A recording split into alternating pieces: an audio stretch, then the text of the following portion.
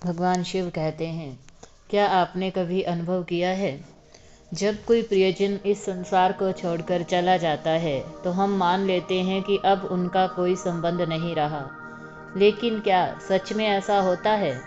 क्या आपने कभी यह अनुभव किया है कि वह प्रिय आत्मा बार बार आपके सपनों में आती है?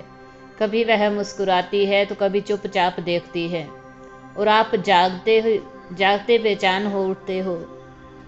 मन में प्रश्नों का तूफान उठता है। क्यों आ रहे हैं वह सपनों में? क्या कोई संदेश देना चाहते हैं? क्या मेरा कोई कर्म अधूरा है? आज की इस दिव्य कथा में भगवान शिव एक भक्त के समक्ष प्रकट होकर इस रहस्य से पर्दा उठाते हैं। भोलेनाथ बताते हैं, जब मरे हुए संबंधी बार बार सपनों में आए तो यह केवल संयोग नहीं होता, बल्कि यह आत्मा द्वारा भेजे गए 5 गहरे संकेत होते हैं, जिनका जानना हर व्यक्ति के लिए आवश्यक है। और सबसे महत्वपूर्ण बात, कैसे उन आत्माओं को शांति दी जाए और स्वयं को भी।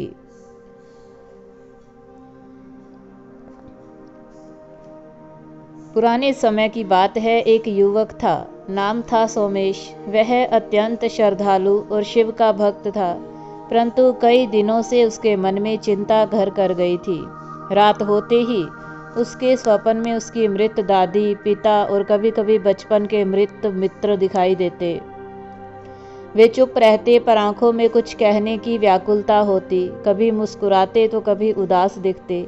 सोमेश डरता नहीं था, पर बेचैनी में जी रहा था। अंततः वह एक दिन शिवलिंग के सम्मुख बैठा, आंखें मूंद ली और कहने लगा, हे भोलेनाथ, मैं समझ ही नहीं पा रहा कि यह स्वप्न क्यों बार बार आते हैं। क्या मेरे पूर्वज कुछ कहना चाहते हैं? क्या मुझसे कोई भूल हो रही है? तभी पूरे मंदिर में एक दिव्य प्रकाश फैला। वातावरण शांत हो गया। त्रिशूल की झंकार सुनाई दी और भगवान शिव स्वयं प्रकट हो गए। उनकी आंखों में करुणा थी, मुख पर गंभीरता और वाणी में शांति का स्वर। उन्होंने सोमेश की ओर करुणा भरी दृष्टि से देखा और बोले, वत्स सोमेश, जब मृत आत्माएं स्वप्न में आती हैं तो वह मात्र एक संयोग नहीं होता, यह आत्मिक जगत से आने वाला एक सूक्ष्म संदेश होता है जो हमें कुछ बताना चाहता है। आज मैं तुम्हें 5 ऐसे दिव्य संकेतों के रहस्य बताऊंगा, जिनसे तुम समझ सकोगे कि वे आत्माएं क्या कहना चाहती हैं। और अंत में वह एक दिव्य उपाय भी, जिससे न केवल उन्हें शांति मिलेगी, बल्कि तुम्हें भी आत्मिक मुक्ति की ओर मार्गदर्शन प्राप्त होगा।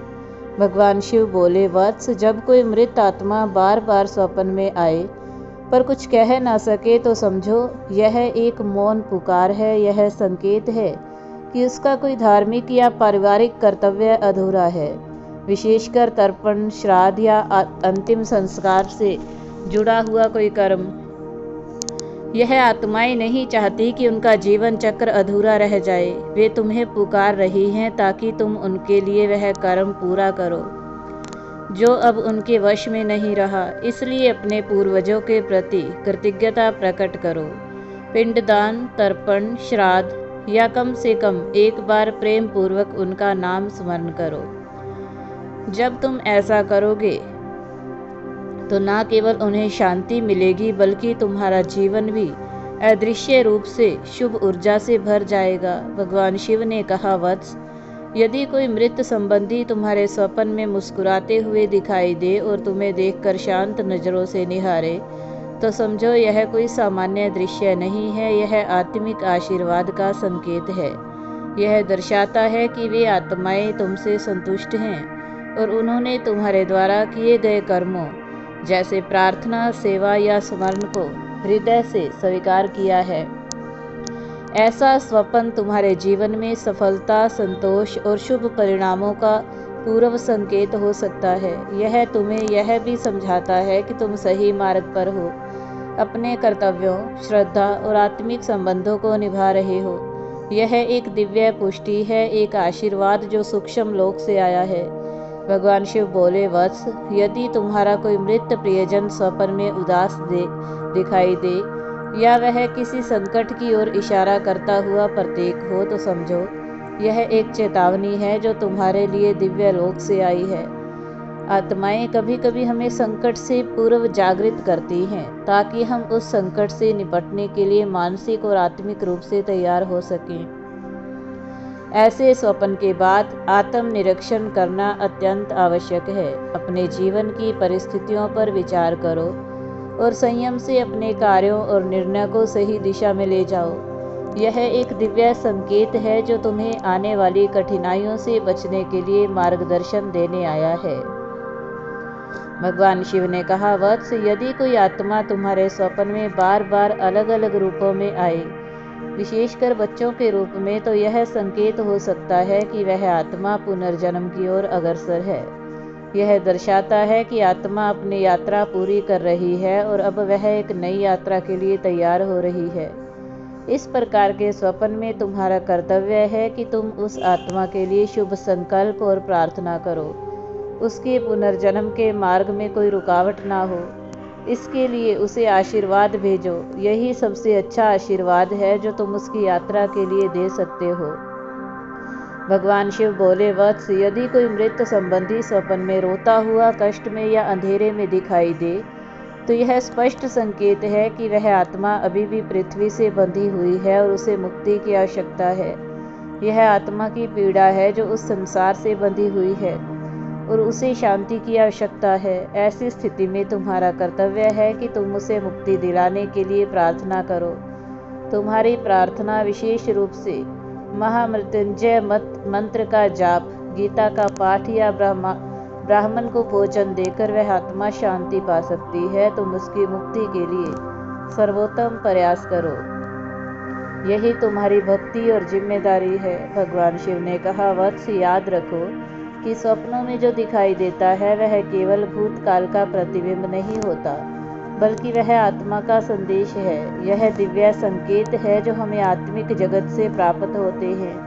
ऐसे स्वप्नों से डरने की बजाय तुम्हें उन्हें समझने और सहानुभूति रखने की कला सीखनी चाहिए।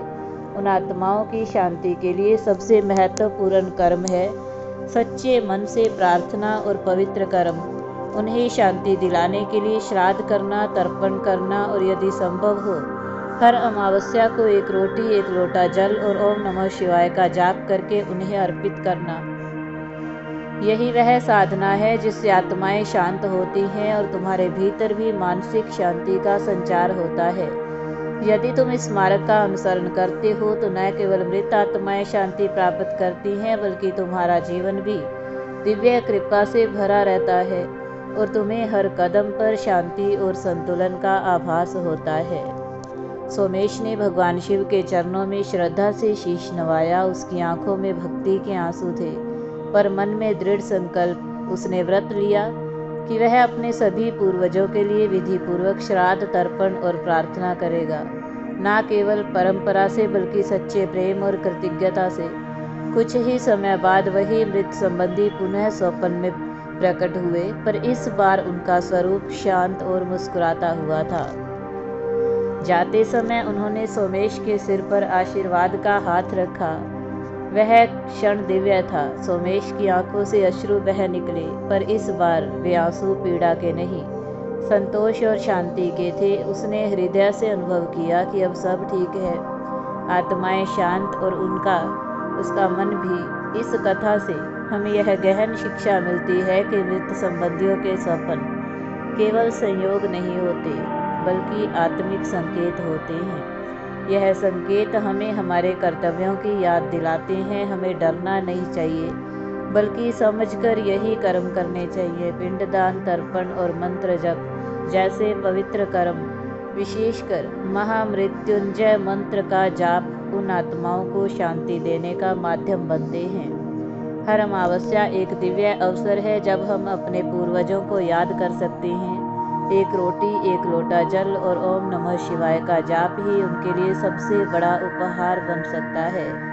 भगवान शिव की कृपा से न केवल आत्माओं को मुक्ति मिलती है, बल्कि हमारा जीवन भी शांति और संतोष से भर जाता है। भगवान शिव कहते हैं, अपने पूर्वजों को केवल याद ना करो, उन्हें सम्मान और शांति भी दो। मरे हुए संबंधी यदि स्वप्न में आते हैं तो यह अवसर है तुम्हारे लिए अपने कर्तव्यों को पूर्ण करने का और उनकी आत्मा को मुक्त करने का। यदि ये वीडियो अच्छी लगी हो तो कमेंट में हर हर महादेव जरूर लिखें, वीडियो को लाइक करें और चैनल को सब्सक्राइब करें।